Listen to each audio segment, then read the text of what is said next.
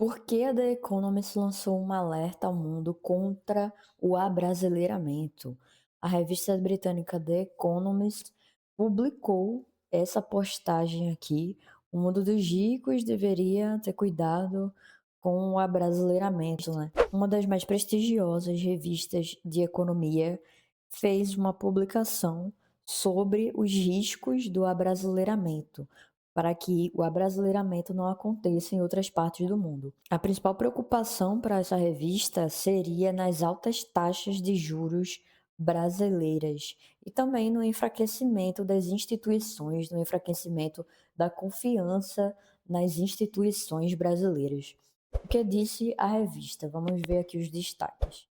A revista destaca que o Brasil tem indicadores econômicos positivos, tem um crescimento econômico razoável, Banco Central independente, orçamento primário quase equilibrado e uma dívida líquida de 66% do PIB.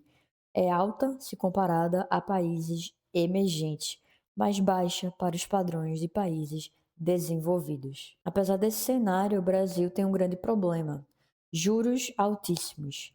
A The Economist destaca essa taxa básica de juros que foi fixada pelo Banco Central Brasileiro em 15% ao ano. Com isso, o governo vai precisar tomar emprestado cerca de 8% do PIB por ano para poder pagar esses juros. A revista também afirma que a dívida pública aumenta consideravelmente, a não ser que os juros caiam de forma drástica. Os juros altos no Brasil se devem a uma combinação de fatores, diz a revista.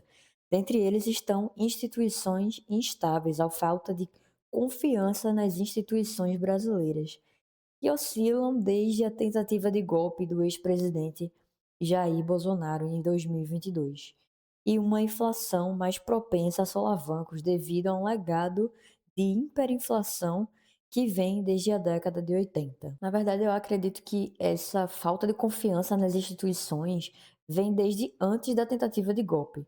A gente viu aí todo um projeto, todo um debate impulsionado pelo próprio ex-presidente Jair Bolsonaro, falando sobre instituições fracas, sobre a não confiabilidade nas urnas eletrônicas, a não confiabilidade no resultado de eleições e tudo mais.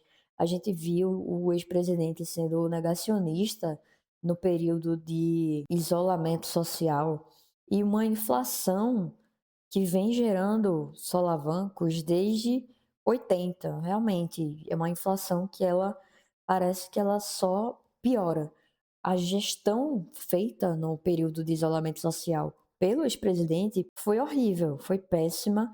Ele não tinha amizades no círculo internacional, ele só era rechaçado pela mídia internacional. Ele não tinha um bom posicionamento enquanto presidente. Foi um período que, além dele parecer não estar preparado para ser presidente, parece que ele não estava preparado para enfrentar um período tão obscuro que foi aquele do período de 2021 e tudo mais, período de isolamento social. Então parece que tudo se tornou uma bola de neve. A falta de confiança nas instituições já vem desde antes dessa tentativa de golpe. E com aquele debate que foi introduzido pelo ex-presidente sobre não confiabilidade, não só das instituições, mas também da própria urna eletrônica, aumentou mais ainda essa não confiabilidade nas instituições. E o Brasil, ele já tem um histórico muito grande de resistência social pelos movimentos sociais, pelos movimentos pró-reforma agrária, pelos movimentos agora do fim da escala 6 por 1. Então, o país ele tem uma militância muito forte, né, que pode ser também uma combinação desses fatores aqui. Essa militância em prol do povo. O povo parece que no Brasil ele é mais acordado, né? Ele tenta agir mais, tenta tomar mais ações, principalmente quando tem coisas que não são boas para a massa brasileira. E a massa brasileira, ela enfrenta dificuldades financeiras, né? A massa brasileira ela enfrenta dificuldades no transporte, na saúde pública, que embora exista a saúde pública gratuita, a gente ainda enfrenta filas enormes, enfim, a gente enfrenta ainda vários problemas, a massa da população brasileira. Essa preocupação aqui que a revista traz é mais para a situação do povo rico do que com a massa, com o povo mesmo. Tem aqui, ó, outro ponto destacado é o peso da previdência no orçamento do país. A revista destaca que o Brasil gasta hoje 10% do PIB com previdência social, né? No nosso querido esquema de pirâmide legalizada. Se a trajetória for mantida, em 2050 o gasto brasileiro com previdência vai superar o de países mais ricos e com população mais idosa. E essa é a tendência, né? Cada vez mais o índice de fertilidade da mulher está diminuindo, cada vez mais a taxa de natalidade do país está diminuindo, cada vez mais as mulheres estão tendo menos filhos e cada vez mais a expectativa de vida está aumentando. A gente vê pirâmides etárias brasileiras com uma base cada vez menor e com um topo cada vez maior, né? Então isso indica uma alta expectativa de vida e uma baixa taxa de natalidade. Sendo assim, quem é que vai sustentar essa previdência social? A população economicamente ativa. E a população economicamente ativa é uma população que, se eu tenho poucas pessoas nascendo, futuramente eu vou ter poucas pessoas jovens no mercado de trabalho, poucas pessoas em situação ativa no mercado de trabalho, que é quem está pagando essa previdência aí do país. Que não é poupança coisa nenhuma, a gente sabe. Esse é o maior mito da Previdência Social, é a de poupança. Não está sendo poupado, é uma previdência que ela está sendo paga pela população ativa. E na previsibilidade a longo prazo, é uma população economicamente ativa que vai ser cada vez menor, porque a gente tem pouca gente nascendo no país cada vez mais, né? Então a situação brasileira ela deve preocupar também o mundo rico, como afirma a revista. Para a publicação, já há sinais de abrasileiramento nos países desenvolvidos. Dentre os exemplos estão a pressão sofrida pelas instituições dos Estados Unidos. Outro ponto é que a inflação tornou-se um risco maior para a economia mundial após a pandemia. Enquanto isso, gastos com saúde e previdência crescem no mundo. À medida que a gente vê pessoas que, mesmo tendo sistema público de saúde, muita gente ainda recorre à saúde privada. E muito do sistema de saúde não oferece certos medicamentos que são mais caros e tudo mais. A pessoa acaba fazendo uma consulta ali pelo SUS, no Brasil, por exemplo, mas acaba tendo que comprar aquele medicamento na farmácia. E não é acessível para todos, né? Tem medicamentos que chegam a ser R$ 80, R$ 90. Não é todo mundo que consegue fazer essa compra. O risco é a conjunção de fatores elevar taxas de juros pelo mundo. A publicação alerta que baixar a inflação e ao mesmo tempo gastar menos com idosos pode parecer um dilema difícil. É, né? Se tem cada dia mais idosos, fica bem difícil mesmo baixar esses custos com idosos. Mas pior ainda é o dilema que o Brasil apresenta e serve de alerta aos demais países: ficar entre a profunda austeridade e a aterradora espiral de dívida e juros. Tem alguns comentários aqui de algumas pessoas, vamos ver. Tem dois comentários aqui interessantes. Comentário do Márcio Messias Pina. As altas taxas de juros nunca vão cair no Brasil, pois elas beneficiam a elite financeira no país e faz grana a rodo todo mês.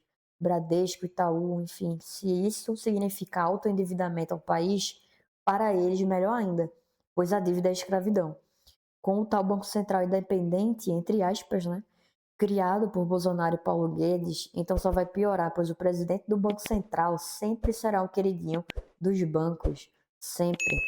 Até os absurdos do Banco Master, que acontece desde o governo Bolsonaro, os bancos vieram e sairão em defesa da independência do Banco Central, que de fato não existe. Exatamente, não existe. O Banco Central vai estar à mercê ali do que essa elite financeira queira fazer no setor econômico. Campos Neto fingiu que não viu nada e esse escândalo do Master ferveu desde o desgoverno Bozo. Agora o presidente do Banco Central, que serve os bancos, né, pode fazer ou não qualquer besteira e o presidente eleito do país não pode demiti-lo. Bem-vindo à bancocracia que manda no Brasil. Bancocracia, esse aí é o comentário do Márcio Messias Pina aqui no site UOL. Eu vou deixar o link aí abaixo. Paulo Eugênio, ele tem um sobrenome bem diferente aqui, né? A análise do texto da The Economist pelo articulista local é tendenciosa, pois a alta taxa de juros diz respeito à irresponsabilidade fiscal do governo. Também, né? Tem a quantidade de auxílio que os deputados, o Congresso tem aí auxílio tudo, né? Como eu já anexei aí num outro vídeo, uma reportagem sobre a quantidade de auxílio, que gasta mal, entrega pior e sacrifica quem gera emprego.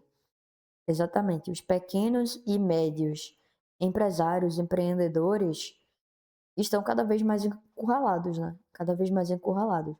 Logo teremos inúmeras multinacionais brasileiras mudando suas sedes para o Paraguai, mudando suas sedes também para a Bolívia, né, para o Uruguai, que já está acontecendo, inclusive. Pois lá tem muito mais segurança jurídica e impostos justos. O dinheiro do contribuinte e não do governo, né? O dinheiro é do contribuinte e não do governo. Esse é o comentário do Paulo Eugênio. Muito interessante esses comentários aqui abaixo.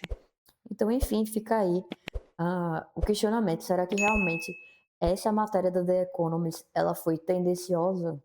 Ela está mostrando uma realidade que acontece no Brasil, pode realmente acontecer em outras localidades. Esse abrasileiramento é de fato algo ruim para as massas, para o povão, para quem paga imposto? Ou esse abrasileiramento ele vai ser ruim somente para as elites? A gente não sabe, né? Vamos acompanhar aí o que vai acontecer a seguir.